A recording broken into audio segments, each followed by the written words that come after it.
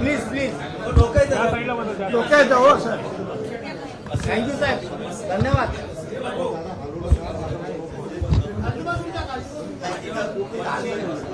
बोला. इनकमिंग अजूनही सुरू आहे. अनेक राजकीय पक्षांचे पदाधिकारी, नेते, कार्यकर्ते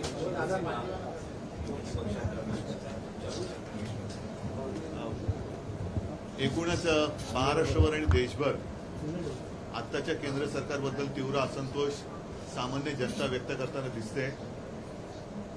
हा असंतोष गेल्या 10 वर्षानंतर पहिल्या प्रथम मोठ्या प्रमाणावरती दिसतोय आणि तो उघडपणाने दिसतोय.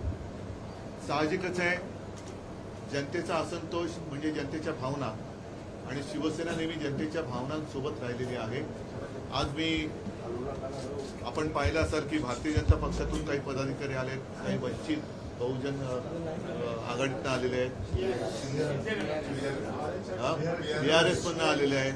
असं वेगवेगळ्या पक्षातनं प्रमुख कार्यकर्ते आणि पदाधिकारी जे या सरकारला कंटाळलेले आहेत, या सरकारच्या कारभाराला अत्यंत कंटाळून त्रासून त्यांना आता एकमेव आशा राहिलेली आहे ती म्हणजे आपल्या देशात इंडिया आघाडी, महाराष्ट्रामध्ये महाविकास आघाडी, आणि साहजिकच आहे हे सगळे जळगावचे आहेत. जळगावमध्ये शिवसेना लढते आहे, जिंकते आहे, आणि शिवसेनेचा विजय अधिक मोठा व्हावा याकरता हे सगळे लोक एका आशेने आणि अपेक्षेने आणि विश्वासाने शिवसेनेत आले. सॉरी, मला सारखं पाहायला लागतं. काय होतं, मला असं पाहिजे जसं महाविकास आघाडीला पाठिंबा वाटतो आहे तसं महायुतीलाही पाठिंबा वाटतोय किंवा काही मित्र जोडले जात आहेत. पाठिंबा पक्ष बिनशर्त पाठिंबा. काही मी त्यांचं कौतुक करतो की काही जण उघड उघड बिनशर्त पाठिंबा देत आहेत, काही लोक लढण्याचं नाटक करून पाठिंबा देत आहेत, आणि ही नाटकं आता जनता ओळखते. म्हणून मला असं वाटतं की यावेळेला हुकुमशाही विरुद्ध लोकशाही अशी सरळ लढाई येणाऱ्या लोकसभेत होणार. पण थेट प्रश्न आहे की राज ठाकरेंनी असं म्हटलं की भारताला कणखर नेतृत्व देण्यासाठी मोदींना बिनशर्त पाठिंबा देत असल्याचं माझं मत मी मांडलेलं आहे. एकाधिकारशाही ही देशाला घातक आहे. हुकुमशहाला पुन्हा एकदा स्वीकारणं देशाला घातक आहे. एक काळ असं जरूर होता की त्यावेळेला आपल्याला सर्वांना असं वाटत होतं की संमिश्र सरकार नको. पण जर का इतिहास पाहिला तर अटल बिहारी वाजपेयीजीने सुद्धा संमिश्र सरकार उत्तमपणाने चालवलेलं होतं. नरसिंहरावांनी सुद्धा संमिश्र सरकार उत्तमपणाने चालवलं, मनमोहन सिंगांनी पण चालवलं. आणि तुम्ही जर का एकूण कालखंड पाहिला तर अपवाद सोडला तर बहुतेक वेळेला संमिश्र सरकारच्या कालावधीतच देशाची प्रगती अधिक चांगल्या पद्धतीने झालेली आहे. आम्हाला देश मजबूत पाहिजे, सरकार संमिश्र पाहिजे, कारण एका व्यक्तीच्या हातामध्ये संपूर्ण देश दिला तर तो देशाचा गळा घोटल्याशिवाय राहणार नाही हे आता लोकांना कळलेलं आहे. आणि म्हणून माझं प्रामाणिक मत आहे की आज आम्हाला मजबूत सरकार पाहिजे, पण ते संमिश्र पाहिजे.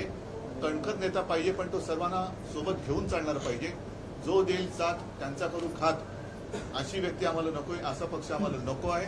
सर्वांना सोबत घेऊन चालणारं संमिश्र सरकार हे इंडिया आघाडीचं सरकार देशाला अधिक चांगल्या पद्धतीने प्रगतीच्या दिशेने देऊ शकेल. कारण आजपर्यंत सगळेजण आपण अनुभव घेत घेत मोठे झालेलो आहोत.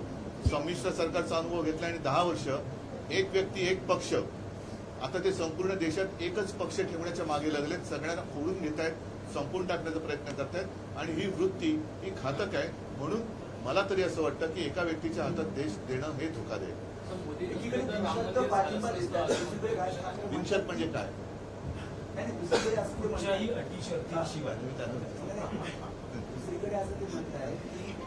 मी फक्त हात नाही केला, फक्त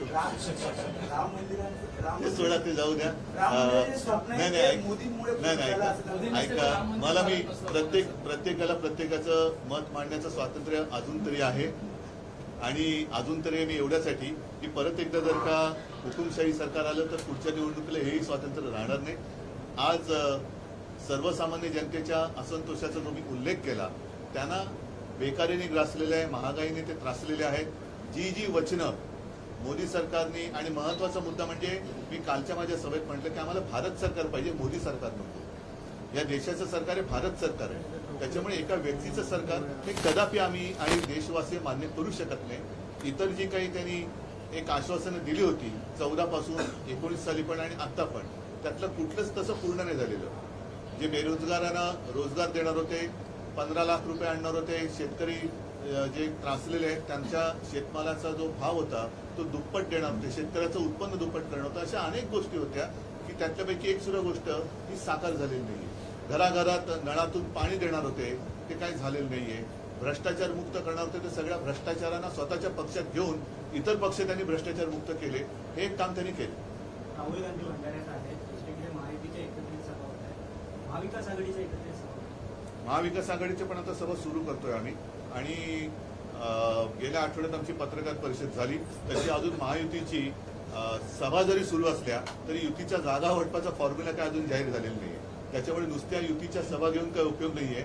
फॉर्म्युलाच नाही आणि सभा घेत आहेत त्याला काय अर्थ नाही. उमेदवारांचा पत्ता नाही आणि युतीच्या सभा घेत आहेत याला अर्थ नाहीये. आम्ही महाविकास आघाडीच्या उमेदवारांची घोषणा, जागांची घोषणा केलेली आहे आणि त्यानुसार आमच्या एकत्रित सभा पण सुरू होतील.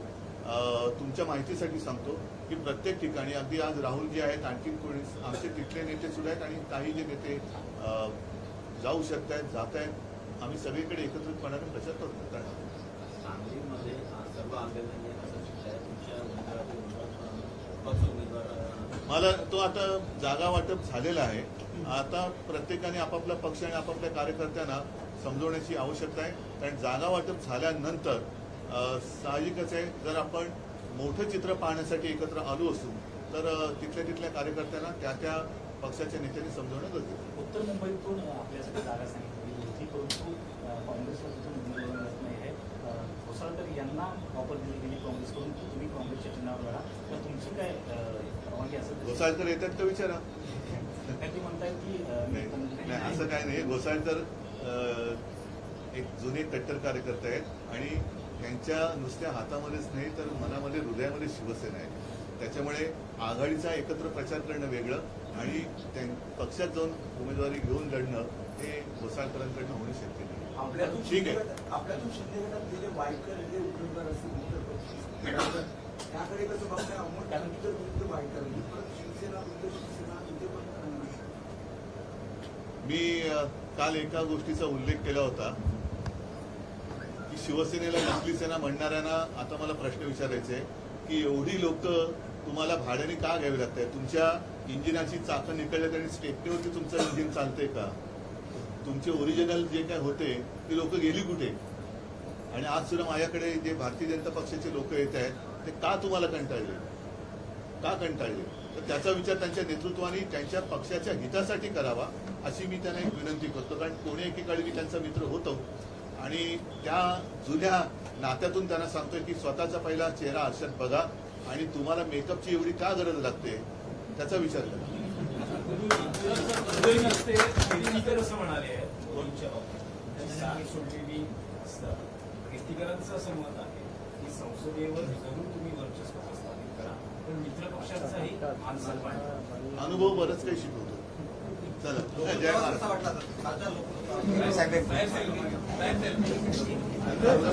बसा बसा. अरे बसा, खालती बसा.